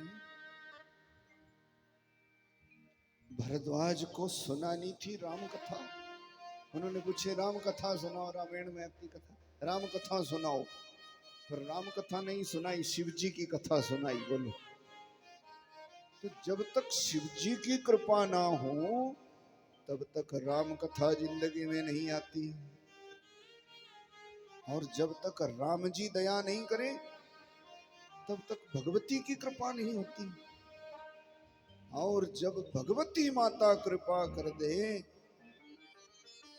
तब तक कृष्ण कथा नहीं मिलती। आपको सच बोलूं तो शिव जी भी कृपा कर दे, राम जी की भी दया हो जाए, जगदम्बा की भी कृपा बरसे, तभी जीवन में कृष्ण कथा निकलती महाराज। तो परम बड़भागी होते वो लोग जिनको श्रीमद् भागवत की कथा मिलती जी। घड़ी भर का भी श्रीमद् भागवत का संग हमारा उद्धार कर देता, कल्याण कर देता। बोली भागवत भगवान की जय। राजन तो धन्य है।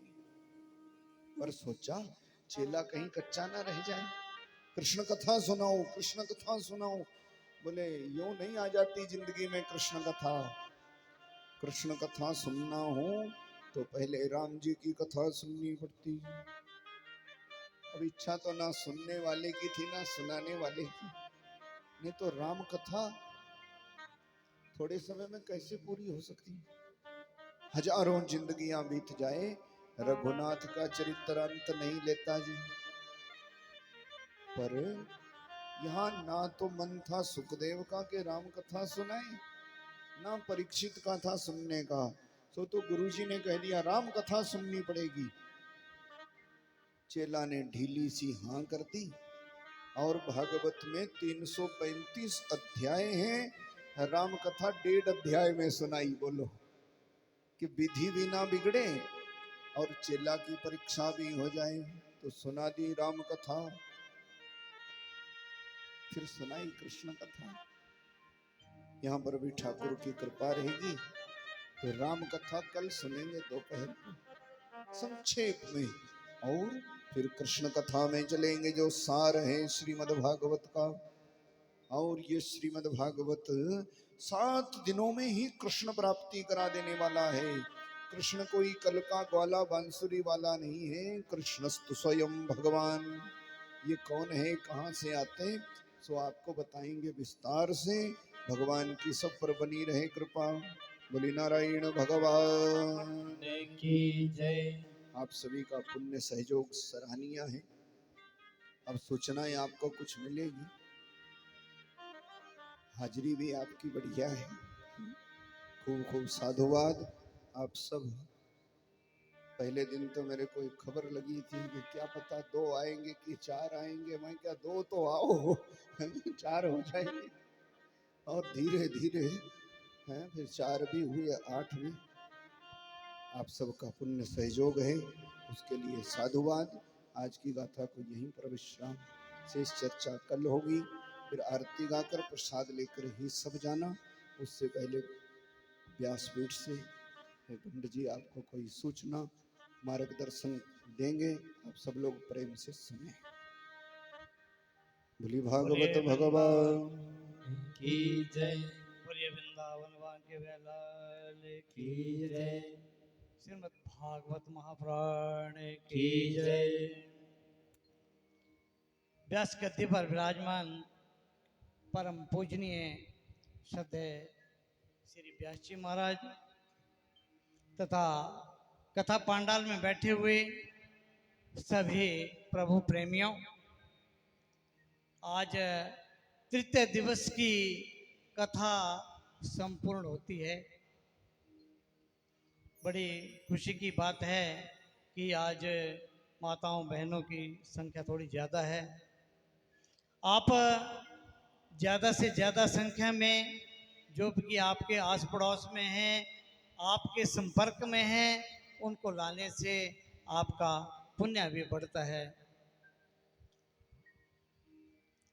आप श्रीमद् भागवत कथा की बड़ी सुंदर सुंदर कथाएं, चित्र विचित्र कथाएं सुन रहे हैं। इनको अपने जीवन में उतारिए। कल मैथिली से एक ज्ञानी जी यहाँ बैठे थे, मेरे यजमान है, बड़े व्यास जी की प्रशंसा कर रहे थे कि बड़ी सुंदर कथा सुनाते हैं। फिर मैंने पूछा, मैं क्या आपने क्या सुना, क्या सीखा इससे? बैठे थोड़ी देर बैठे हो, बोलते पत्नी से जाके पहले विचार किया और उसको बोला कि तेरी आयु 50 वर्ष है, परंतु तूने 25 वर्ष तो सोने में गवा दिए। और ऐसे मैंने भी, सब प्राणियों ने ऐसे किया, पर कुछ ना कुछ तो सीखा कि हमने आधी उम्र अपने व्यतीत की, क्या किया इतनी उम्र में? अच्छे कर्म किए, बुरे कर्म किए, निंदा चुगली की, चोरी की, चोरी के चक्कर में सबको लगा दिया, या पुण्य के कर्म में सबको लगा दिया, या भंडारे किए, क्या किया? पुण्य का कर्म क्या किया? बोलते फिर हम दोनों पति पत्नी विचार करने लगे कि आगे का रास्ता हम कैसे लिए। आज भी फिर आए थे, वो कुछ ना कुछ आज भी सीख करके गए होंगे। तो आप यहाँ आते हैं, ये भागवत पुस्तक नहीं है, ये कृष्ण भगवान जी का साक्षात विग्रह है, साक्षात रूप है भगवान जी का। आपकी हाजिरियां तब लगती है जब आप इनकी प्रदक्षिणा करते हैं। आप मानसिक प्रदक्षिणा करें, चाहे हाथ से क्लॉकवाइज, हाथ से 4 बार प्रदक्षिणा करें। यानी कानी च पापानि जन्मांतर कृतानि च तानि सर्वाणि नश्यन्तु प्रदक्षिणा पदे पदे। पापोहम पाप कर्मा पाप आत्मा संभवा त्राहि विष्णु भगवान सर्व पाप हरो ममा। ये विष्णु भगवान जी, हम आपके चरणों में बैठ कर के कथा सुनते हैं, कथा पांडाल में सुनते हैं कथा, और आपकी प्रदक्षिणा से हमारे जीवन के जन्म जन्म के पापों का विनाश हो जाए और हमें पुण्य ही पुण्य मिले। आप पुण्य लेने यहाँ आते हैं। हाजिरी तब लगती है जब भगवान की मानसिक रूप से प्रदक्षिणा या साक्षात रूप में प्रदक्षिणा की जाती है। और आज मुझे बड़ी खुशी हुई कि बाल बाबा जी की तस्वीर हमारे मंदिर में पहली बार लगी। ये आज से 18 साल हो गए कथा सुनने के लिए आते हैं सब यहाँ। 18 साल हो गए भागवत कथा को। ये कृष्ण भक्त है, राष्ट्रीय संत है, और हमारे आपके सबके चहेते हैं, हम आपके सबके गुरु हैं। कृष्ण मंदिर में इनकी तस्वीर लगनी ही चाहिए, चाहे कहीं भी हो। इन्होंने हम आप लोगों को ऐसे रास्ते में प्रेरित किया, शायद हम आज से पहले भटक गए होते, कहीं किसी के संग लग गए होते, परंतु इन्होंने हमारे को ऐसा मार्ग दिखाया है। इस इलाके के सभी लोगों को ऐसे राष्ट्रीय संत की फोटो सब कृष्ण मंदिर में लगनी चाहिए। हम बाल बाबा जी के इसके विग्रह को प्रणाम करते हैं। और मैं जब ज़्यादा ना आपको बताता हुआ, आज जो आपकी तरफ से सेवा आई है उसका विवरण बताता हूँ कि मैं पहले से आपको जिन्होंने इस मंदिर के लिए कुछ सामग्री दी है उनका विवरण आपके समक्ष रखता हूँ।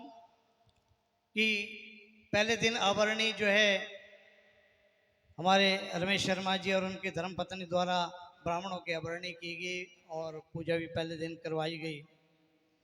और श्री पुष्पेंद्र शर्मा जी, इनका हर वर्ष सर्वोत्भद्र मंडल की पूजा के लिए जो अंदर पूजा होती है उसकी पूरी सामग्री इन्हीं के द्वारा आती है, और जो मंडप बनता है उसके लिए दालें वगैरह भी यही देते हैं, और 1 किलो घी भी यही देते हैं अंदर मंडल की पूजा के लिए। तो इनका सारा सामान हमारे पास आया है। और बली लाला जी जो यहीं हमारे कोटला कॉलोनी में रहते थे, वो हर वर्ष हमारे को आलू की बोरी देते हैं, जो भी उनसे सामान मंगवाते थे। तो वो इस बार उन्होंने 25 किलो बेसन भंडारे के लिए दे दिया है, और एक बोरी आलू की, जो इसके ब्राह्मणों का फलवार चलता है, वो एक बोरी आलू की इन्होंने दी है। और श्री बिट्टू जी साइकिल वाले खटपास से, इन्होंने देसी घी 1 किलो आज भेजा है और 500 ग्राम हवन सामग्री भेजी है। और स्वर्गीय विजय मेहता जी, इनके घर से इनके बेटे रजत ने हमारे को 1 किलो तिल, 3 किलो सरसों का तेल और 500 ग्राम हवन सामग्री भेजी है। और कमल जी ये बातियों के परिवार से हैं, हमारे साथ बड़ा प्यार प्रेम रखते हैं, सारे सहयोग करते हैं। इन्होंने 10 किलो चीनी जो है ये ब्राह्मणों की रसोई के लिए भेजी है, जो 8 दिन की व्यवस्था है। और श्री गणेशी जी भी हमारे साथ बहुत सहयोग करते हैं, हर वर्ष करते हैं। इन्होंने ब्राह्मणों की रसोई के लिए 20 किलो चावल भेजे हैं। और आज जो आपसे सेवा आई है उसका विवरण है कि हैप्पी स्वीट शॉप वालों ने अपने बेटे प्रियांशु नागपाल और अपनी बहू नेहा नागपाल के विवाह की खुशी में उन्होंने दिन में आपको समोसे का प्रसाद भेजा था, कल भी भेजा था और आज भी प्रसाद आपको भेजा था। ये बड़ी खुशी की बात है। और आज जो सेवा आपको आपके द्वारा हमें प्राप्त हुई है वह है कमलेश निचला दोलोवाल से। वो कभी कभी हमारे रसोई में भी सेवा करती है लड़की आके, वो 200 रुपया उसकी तरफ से हमारे को दिया गया, इस कथा के लिए दिया गया। बिट्टू साइकिल वाले खटपा से 100 रुपये इन्होंने हमारे भागवत कथा के लिए दिया। और विजय मेहता जी, स्वर्गीय विजय मेहता जी, जिस पंडाल में आप बैठे हैं इसके ऊपर जितने भी पंखे लगे हैं ये मेहता जी ने सब दान दिए हैं मंदिर के लिए। मैं भगवान से प्रार्थना करता हूँ कि भगवान इनको सदा सदा के लिए अपने चरणों में निवास दें। और ये लेंटर जो है, ये जिस पंडाल का लेंटर है ये डॉक्टर वेद व्यास जी कीर्तपुर वालों ने डलाया है और वो भी स्वर्गवास हो चुके हैं। तो मैं भगवान से प्रार्थना करता हूँ कि जिन्होंने भी इस मंदिर में सेवा किया है और यह हमारे बीच में नहीं है, भगवान उनको अपने सदा सदा के लिए अपने चरणों में निवास देना करना और उनके कारोबार में वृद्धि करना। गुलशन मलिक जी अनंतपुर साहब 1100 रुपये, पाठक जी एडवोकेट अनंतपुर साहब से 1100 रुपये और स्वर्गीय जगदीश फौजी जी एक खटपाल से इनके परिवार ने इनके निमित्त 200 रुपये भेजे हैं इस कथा के लिए। मैं भगवान से प्रार्थना करता हूँ कि विजय मेहता जी की फैमिली से 2100 रुपया हमें दान आया है। और भगवान से प्रार्थना करता हूँ कि जिन्होंने हमारे को दान दिया इनके घर में सुख समृद्धि हो, धन धान्य में वृद्धि हो। और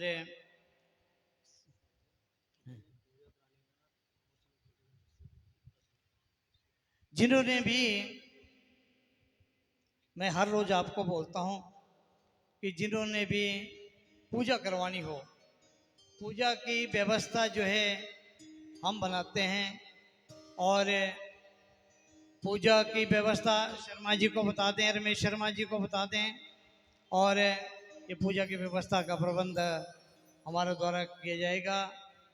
और जिन्होंने भी पूजा करवानी हो सभी जो है पूजा करवा सकते हैं, परंतु एक दिन पहले हमें पता होना चाहिए। हम 2 जोड़े भी बैठा सकते हैं, 3 भी बैठा सकते हैं, परंतु व्यवस्था बनाने की बात है। बोलना आपने है और करवानी हमने है। खुली छूट है सबको, कोई भी पूजा करवा सकता है। जय श्री राधे, जय श्री कृष्णा। बोले वृंदावन बिहारी लाल की जय। तो मैं आज की गाथा को तो यहीं पर विश्राम करेंगे। आप सभी का साधुवाद, सबका पुण्य सहयोग। देखो घी भी हो गया, तिल भी हो गया, आटा भी हो गया, समोसा भी हो गया, और चाहिए क्या, साथ में 5,000 रुपए भी हो गए। मैं गिनती करता रहा। आप सभी का पुण्य सहयोग और सहयोग के लिए साधुवाद। ऐसे भगवान आप सब पर कृपा बनाए रखें। अब आज की गाथा को तो यहीं पर विश्राम करेंगे।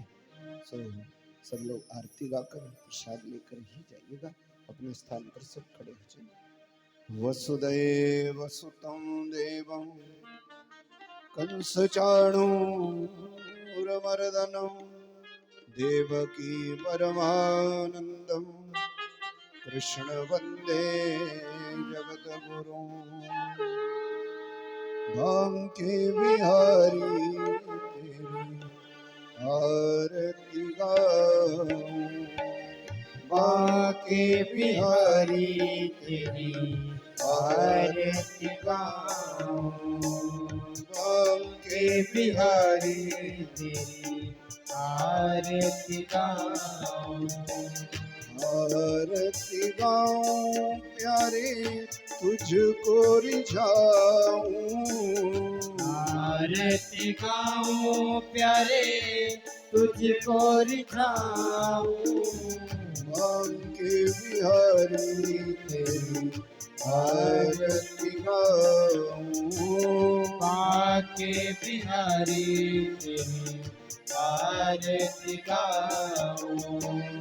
और मुकुट तेरे शीस पे सोहे, मोरे मुकुट तेरे शीश पे सोहे, प्यारी बंसी मेरो मन मोहे, प्यारी बंशी मेरो मन मोहे, सुनी सुनी तन मन सुध बिसराऊं, सुनी सुनी तन मन सुध बिसराऊं। श्री बांके बिहारी तेरी आरती गाऊं, बांके बिहारी तेरी आरती गाऊं। संग सोहे वृष भानु दुलारी, संग सोहे वृष भानु दुलारी, रसिक जनन की प्रणतन प्यारी, रसिक जनन की प्रणतन प्यारी, युगल छवि के मैं दर्शन पाऊं, युगल छवि के मैं दर्शन पाऊं। श्री बांके बिहारी तेरी आरती गाऊं, बांके बिहारी तेरी आरती गाऊं। चरणों से निकली गंगा प्यारी, चरणों से निकली गंगा प्यारी, जिसने सारी दुनिया तारी, जिसने सारी दुनिया तारी, उन चरणों के मैं दर्शन पाऊं, उन चरणों के मैं दर्शन पाऊं। श्री बांके बिहारी तेरी आरती गाऊं, बांके बिहारी तेरी आरती गाऊं। दास अनाथ के नाथ आप हो, नाथ अनाथ के नाथ आप हो, जीवन धन के प्राण आप हो,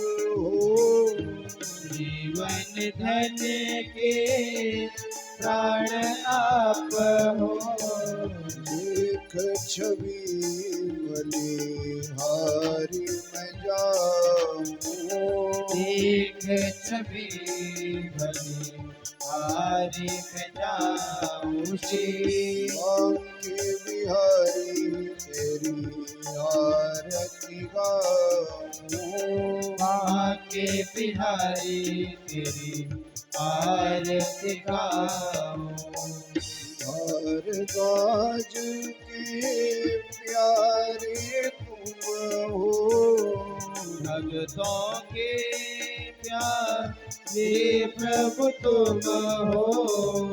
मेरे मोहन जीवन धन हो। तेरे मोहन जीवन धन हो। हरि चरणों में शीस झुकाऊं। हरि चरणों में शीश झुकाऊं श्री बांके बिहारी तेरी आरती गाऊं। माँ के बिहारी तेरी आरती गाऊं। बांके बिहारी तेरी आरती गाऊं। माँ के बिहारी तेरी आरती गाऊं।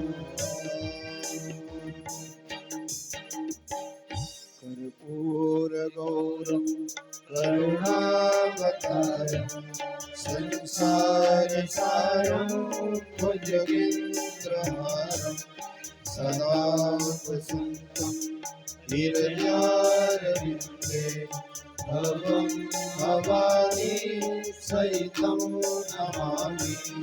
भवं भवानी सहितं नमामि। त्वमेव माता च पिता त्वमेव त्वमेव बन्धो च सखा त्वमेव त्वमेव विद्या द्रविणं त्वमेव त्वमेव सर्वं मम देव देव त्वमेव सर्वं मम देव देव। अच्युतं केशवं रामनारायणं कृष्णदामोदरं वासुदेवं हरिं श्रीधरं माधवं गोपिकावल्लभं जानकी नायकं रामचन्द्रं भजे। जानकी नायकं रामचन्द्रं भजे। स्वस्ति प्रजाभ्यः परिपालयन्तां न्यायेन मार्गेण मही मनीषा गोब्राह्मणेभ्यो शुभमस्तु नित्यं। लोकाः समस्ताः सुखिनो भवन्तु। लोकाः समस्ताः सुखिनो भवन्तु। सर्वे भवन्तु सुखिनः सर्वे सन्तु निरामयाः सर्वे भद्राणि पश्यन्तु मा कश्चित् दुःखभाग् भवेत्। बोले वृंदावन बिहारी लाल की जय। भागवत भगवान की जय। शंकर भगवान की जय। सत्य सनातन धर्म की की जय। यज्ञ नारायण भगवान की जय। वेद भगवान की जय। गौ माता की जय। पृथ्वी माता की जय। विश्वस्थान की जय। सिद्ध बाबा बालकनाथ जी महाराज की जय। बोली श्री वृंदावन बिहारी लाल की जय। जय जय श्री राम जय जय श्री राम जय जय श्री राधे। ओम शांति शांति शांति। ओम